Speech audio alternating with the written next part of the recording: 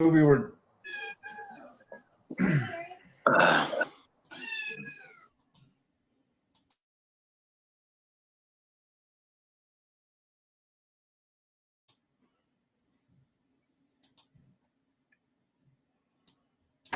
What's going on, everybody? Welcome to Real Combat. I'm going to put myself in the right spots, and I have two very awesome guests tonight, and we're going to be talking some horror movies.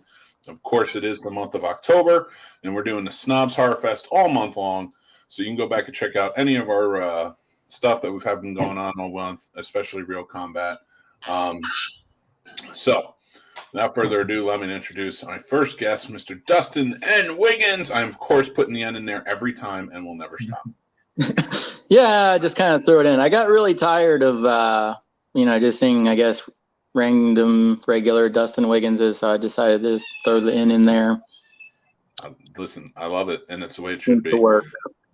And Mr. Paul F. Dunn. I know the F isn't real, but Paul fucking Dunn sounds pretty good. Getting it done. So, gentlemen, I want to thank you for coming on the show tonight to debate your movies. Before we get to those, I do want to say that Dustin is here, and he is promoting Pine Street, which is a Facebook group. If you love horror, get into it. But also, the YouTube channel is coming soon. When can we expect the YouTube channel, sir? Well, essentially, it's more like a more modern, explicit version of Mystery Science Theater 3000, but it's provides you with a good, useful amount of knowledge in regards to the movie you're watching, but also some great laughs in the process. So once it gets up and running, I've been plugging it for over a year, but I'm trying to get affairs in order. But Carnival of Souls will be the first film, so I'm excited for it. Very cool. I love it. And Paul Dunn, as you all may know, was on the first ever episode of Real Combat, and he won. So he is in the Tournament of Champions. I'm going to give him a little round of applause for that. Hell yeah. Great job, buddy. He won fighting every horror movie's favorite movie. Every horror fan's favorite movie, The Thing. He beat it out. And it's even one of his favorite movies, which I thought was even more fantastic than the whole thing. I truly I appreciate you coming back on tonight, Paul, man. Appreciate being back on. Well, we're going to get down to we're going to plug some more in the, after the second round. But so basically how it works, everybody, we are going to debate their movies. We have not revealed them yet. Once we reveal them, first round is debates. Second round is rebuttals. Third round is what this movie means to you. So you could really tug at the heartstrings with that third round and maybe win me over with some points like that. So we'll see. But let's get to it. Dustin, since you are new to the show, you've never been on before, what's your movie? Well, I decided to go with 1981's Just Before Dawn by Paul Lieberman. So I have never seen it. Another one I have never seen. I love it. And Paul, what's your movie, sir? I chose the 1951 The Thing from Another Planet. Oh, the James Arness movie? So he took the one that he told you not to watch, and he won over that. But no, he's going in. He's going in for the kill with the original Howard Hawks version. I have seen it. It's a Howard Hawks movie, which Howard Hawks, of course, is a great director. Many surprised by that movie, that he directed a horror movie at the time. But because he was mostly known for Westerns at the time. But anyway, I love it. I have not seen Just Before Dawn. I've always wanted to. So you're fighting an uphill battle here tonight, Paul. Yay! But that does not mean that you can't win. But he's over there, he's just going directly from the bottle over here, man. I think he's good. You know what? I love choices like this. I love, because you always learn something new. It always gives me something to cling to and see what's what. But I thought 81 probably was going to be the oldest, but nope. So the floor is yours, Paul. Oh God. Okay. So you just want to know, the first round is knowing about the movie, correct? Well, you just sell me on this movie. Why should I choose your movie? I think you should choose it, mainly because I do know that The Thing is one of your absolute favorite movies, and I think a lot of times you got to take it back to the original, which is going to be The Thing from Another Planet, which is what inspired John Carpenter's The Thing. I like the feel-goodness of the whole movie. Black and white definitely makes me feel nostalgic and kind of makes things almost a little grittier and a little creepier to me, whether they're scarier or not. The black and white tones just make it better. The acting is great. It's a lot of fun. It's not quite John Carpenter, so the monsters aren't quite like that, and I think that kind of makes it almost better in a sense, because it's kind of fun really getting into it more and not necessarily trying to scare yourself, but just looking at what you can take away from it and what, you could think, oh, my grandfather during this time, what would he be thinking right now? Or this is probably how he'd be reacting right now, as opposed to us nowadays, or even the prequel that came out in 2007? 2011. There you go. Thank you. Of The Thing. So I think it's just, if you want to feel a good movie and to take it back to the roots of what The Thing is, you have to see what inspired the original. Okay. All right.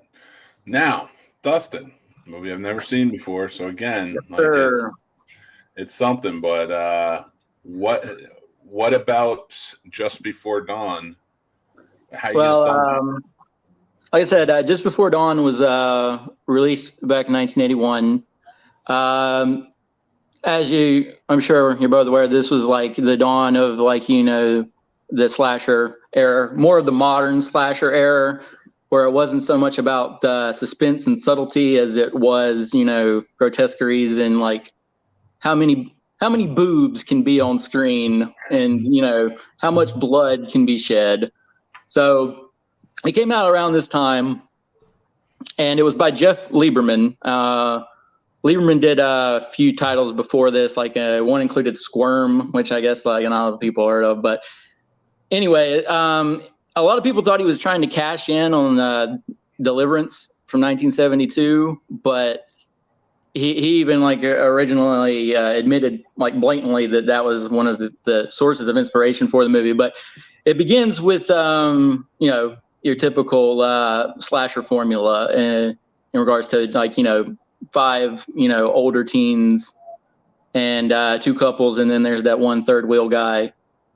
So a lot like Franklin Hardesty in the Texas Chainsaw Massacre.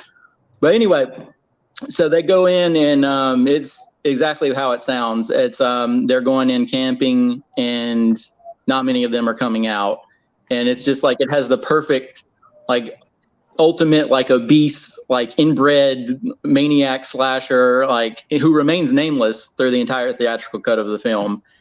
And there's even a little twist to it, which we're not going to delve into that because the whole point is to try to get you to watch it. But no, I really enjoy it. It spoke to me, and I really appreciate it because there's a cosmic feel to it. Like you said, in terms of it being 1981, and we had Halloween 2 and we had Friday the 13th Part 2 coming out in that same year. So it took a subtle approach and it provided cosmic horror, and by that it's it scared you more with some of the things you didn't see. And I really appreciated it, especially in that particular time and era for the slasher subgenre. So Just Before Dawn, go at it. I swear I spent $4 on a subscription streaming channel to watch this movie, and 2 days fucking later it was on Shudder. So go watch it on Shudder. Well, now I know it's on Shudder too. Yeah, for me, that's a good argument. I know nothing about it. I do like Jeff Lieberman. I do like Jeff Lieberman's work. To hear he actually did a slasher film, and in a sense, is pretty cool. But that doesn't mean The Thing from Another World could be a very fun movie too. It's getting a little colder outside. It's got that very ominous feel to it. Time to bundle up. Yeah. Paul, what's your rebuttal to everything Dustin said about Just Before Dawn? Um, I will say you can't find A Thing from Another Planet on most streaming services. You really have to buy it. If you're going to buy it on via Vudu or Amazon Prime, you have to pay for it. It's not on Shudder and stuff, and I think it speaks to its value of that movie in particular.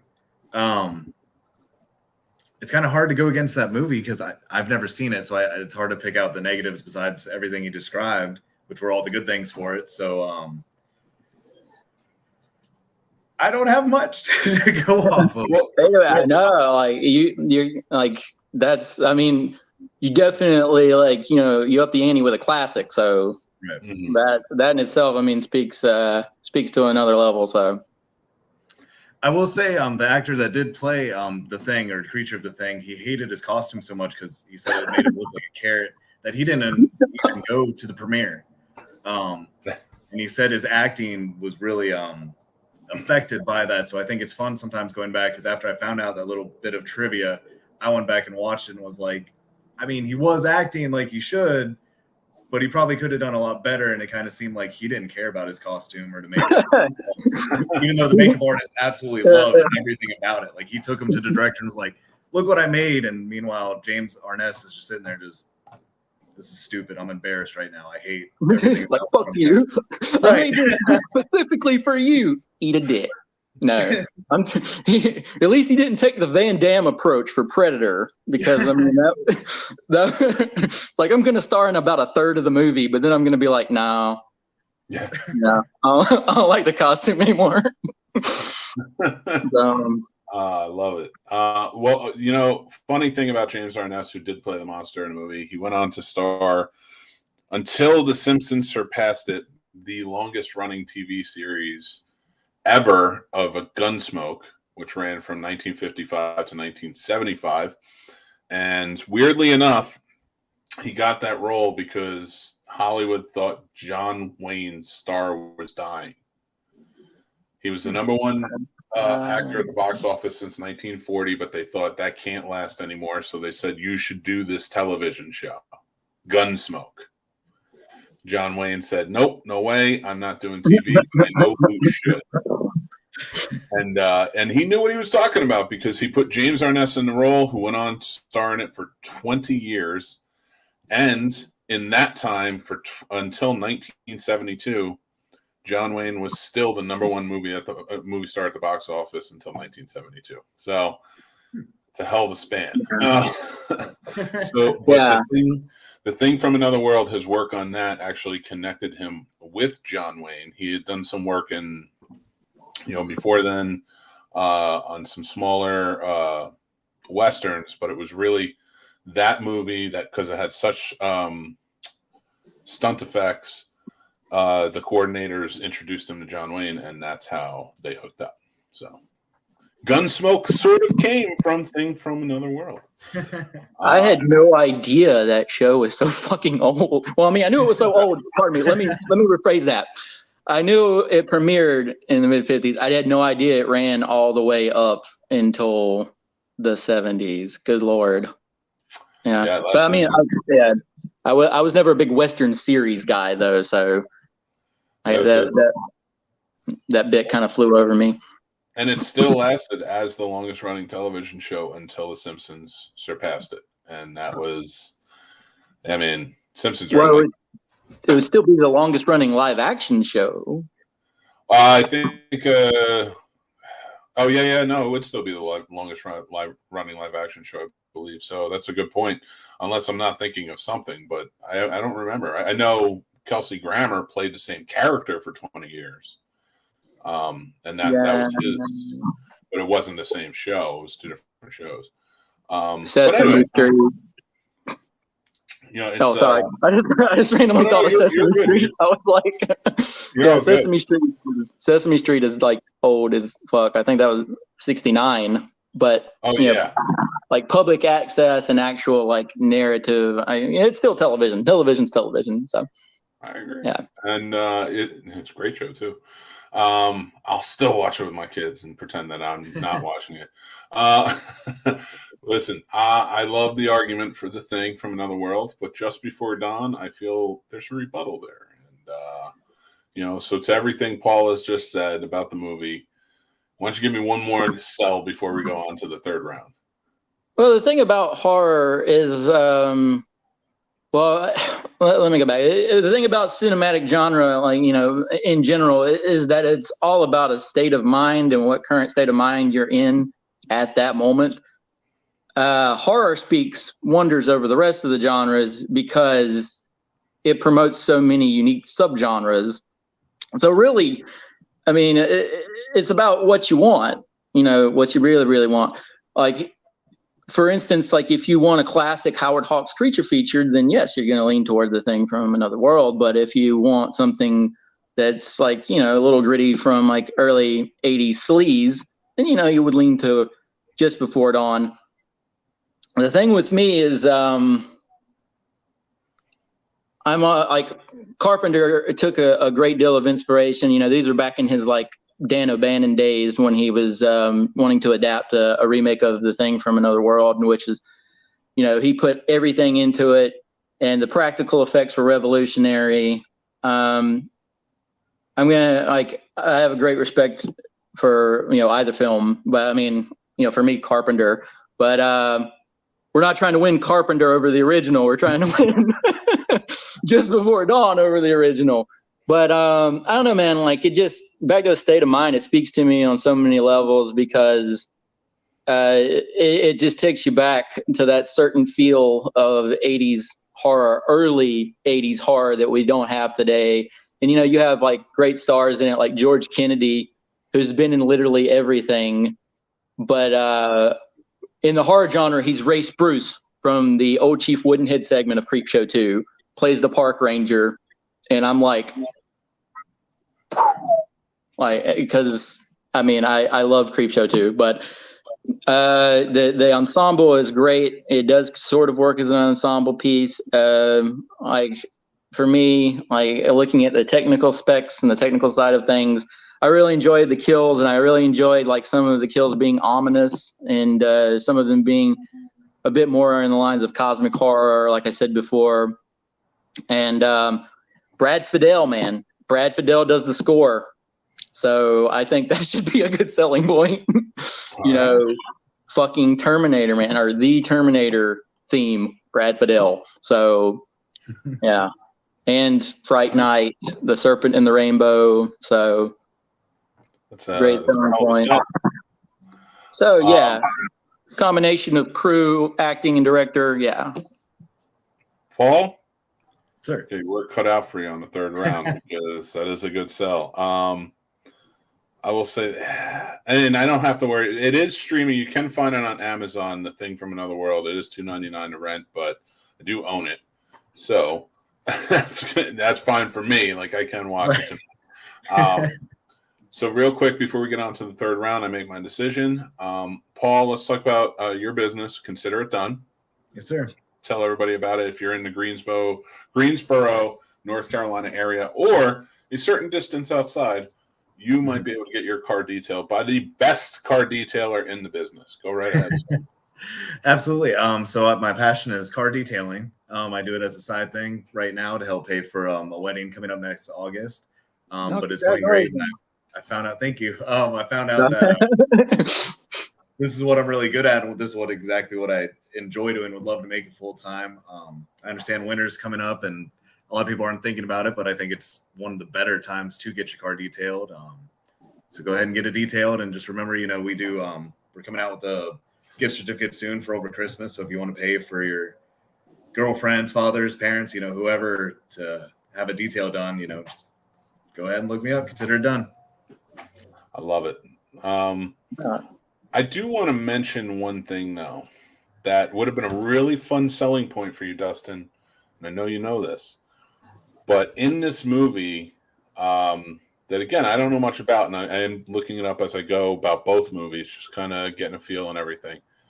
Just Before Dawn, one of the stars of the movie is Greg Henry. Now, nobody remembers who Greg Henry is. Greg Henry's in tons of stuff. But Slither is where he played Jake McGreedy. So, let's send up, of course, McGreedy from The Thing. There is a connection to these two movies. Plus, Greg Henry's awesome. Yeah.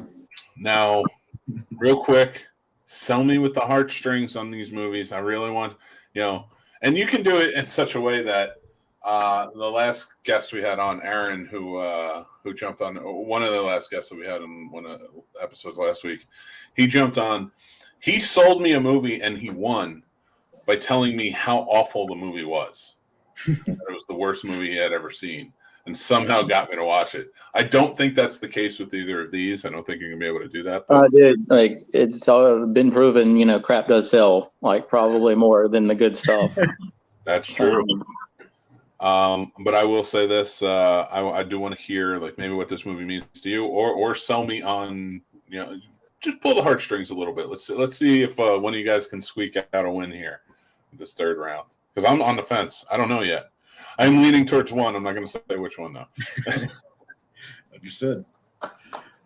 So I'll go ahead. So as for the thing, since you love the 1982, the John Carpenter thing, I think it's fun looking at the differences. So after that debate and watched The Void, I did the double feature thing. So I went ahead and watched the thing again. And then I was like, I need to watch the original again. Because I was trying to see the differences between just those two. And I thought it was interesting how a 1951 director definitely saw people working together. So you saw where his mindset at and his mentality was a lot more so than just 30 years later, where McCready pretty much just runs the show and he's the only one really taking care of everything. It's kind of funny seeing all the teamwork and that they didn't really all split up that bad back in 1951. The scene shots, I think, were another fun part because the saucer was, a lot different than the 1982. It wasn't quite as big, it was smaller. They all were able to stand around it in a ring. So just that, I guess our imaginations got bigger. So it almost seems like the creatures we created later on got bigger, but it's funny seeing how we had everything smaller, but it was still terrifying at the time. And as you said, it's a cold movie. It's getting colder outside. For me, the closer I get to Halloween, the more I want to watch movies I already know are good that I love. I don't want to spoil Halloween or be in a foul mood in the Halloween spirit by watching something that could potentially ruin everything and make me not want to try anything new for a while. So I like what you did there. That's a good strategy. I got to give it to you. Real combat, no holds bars. So I got to give you that one. Dustin, how about you, man? Now you've told me how you feel about the movie, and you went in depth with it, and I appreciate that. But why do you think I should watch this movie? I'm still bleeding at my side from that knife he just twisted in. That was a good one. That was a good one. That was a man I kind of know where he's going with this, so I'm gonna just do my best to not. In my head, it's like I'm smiling, but it's one of those, you son of a bitch.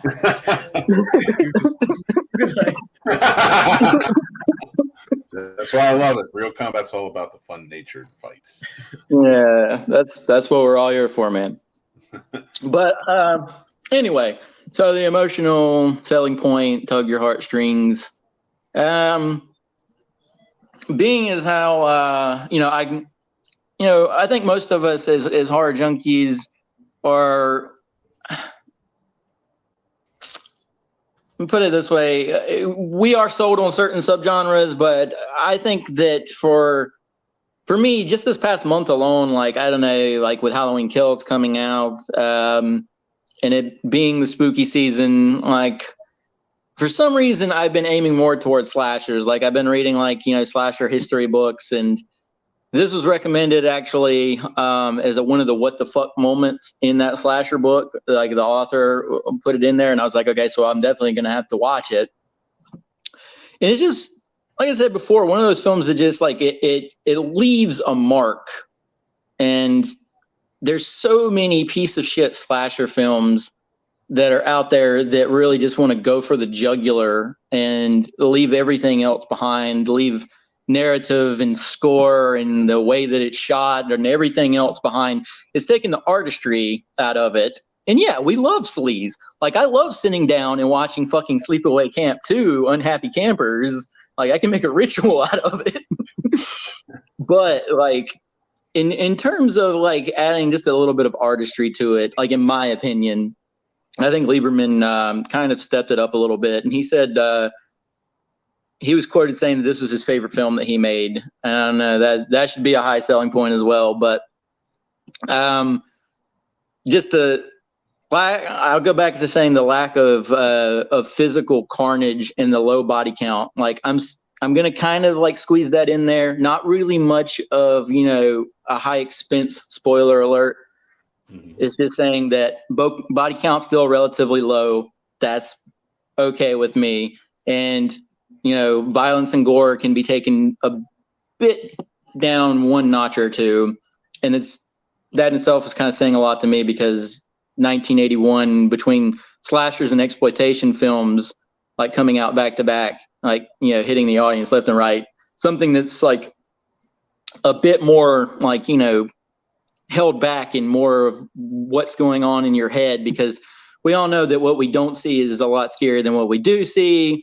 But don't get me wrong, like it's still got some like really amazing, pretty awesome fucking kill scenes. Like the kill shots in some of the scenes are pretty radical. But yeah, and before I close it up, and like Howard Hawks is awesome. So Thing from Another World, Tarantino's favorite director, by the way. Everybody loves Hawks. So I've never seen any of his fucking movies, but everybody loves Hawks. Well, you know what? I will say this. Howard Hawks, the king of the remake, too, because he remade his movie. He remade his own movie 3 times. So, and all of them starred John Wayne.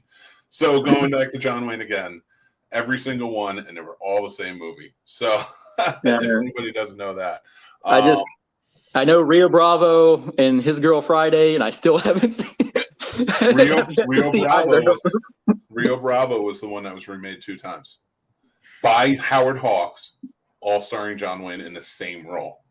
Jesus balls. Yeah, so it was Rio Bravo, El Dorado, Rio Lobo. And they're all remakes. And John Wayne even asked him, like, why are we remaking this movie again? You just keep changing out every actor but me. Because it's told. I know. But you know what? I will say this.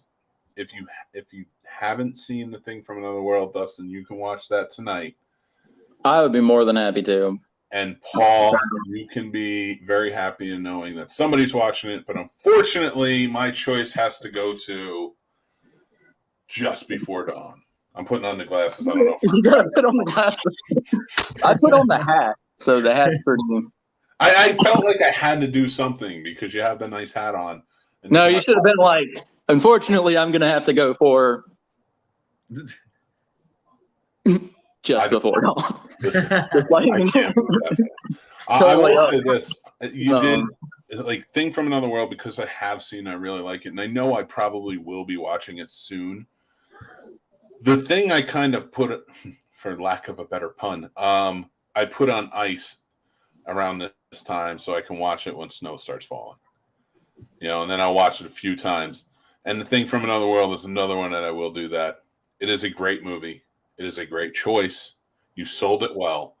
And I do urge anybody who hasn't seen it to check it out, especially if you're a fan of the 1982 version. I do the same thing with my kidneys.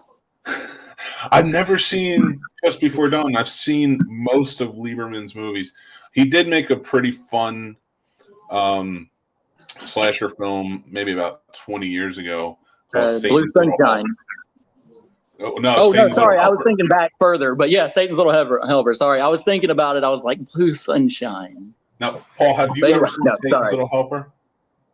Have I seen I only started watching Satan's Little Helper. I never actually finished the whole movie.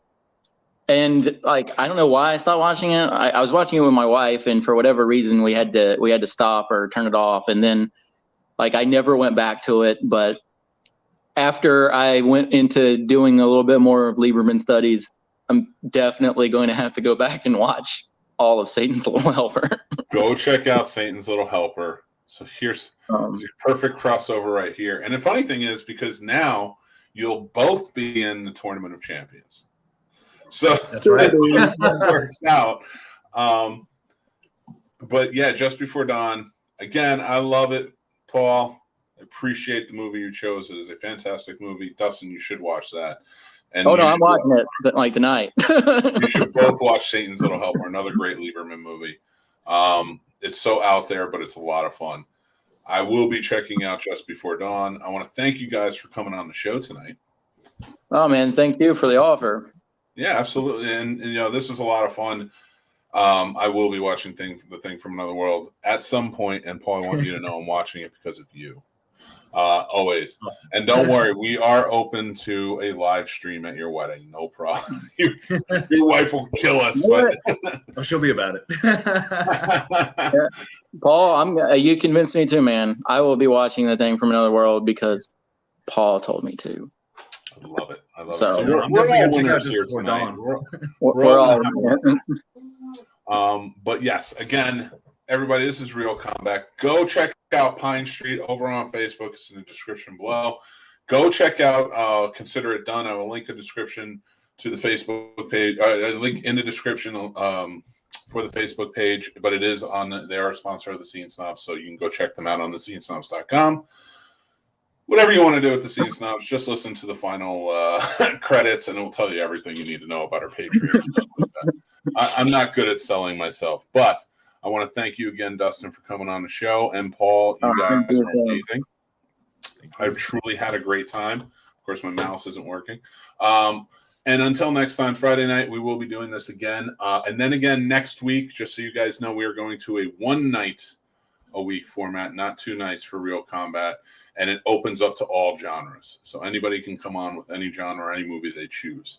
So until next time, I am, of course, Mick Manhattan Scene Snob. Thank you for joining us. Go check us out. Stay for the credits. Figure out what we're doing, and we'll talk to you later. Hey, everybody. It's CJ Graham, Jason Voorhees. That's right. Friday the 13th, Part 6. And you're listening to thescenesnobs.com. Thanks for watching, everybody. I'm Mick Manhattan, the Scene Snob, and you can check out the Scene Snobs podcast live every Tuesday at 9 p.m. Eastern, or you can check it out on any podcast platform or our YouTube channel anytime after that. Thank you to our Patreon supporters. Without you, this wouldn't be possible. If you guys want to join, check us out over on thescenesnobs.com. We have links for everything. The Scene Snobs merch store is open. You can check that out too. Links again on the site. Or like, follow, and subscribe on all of our social media. Again, head over to thescenesnobs.com.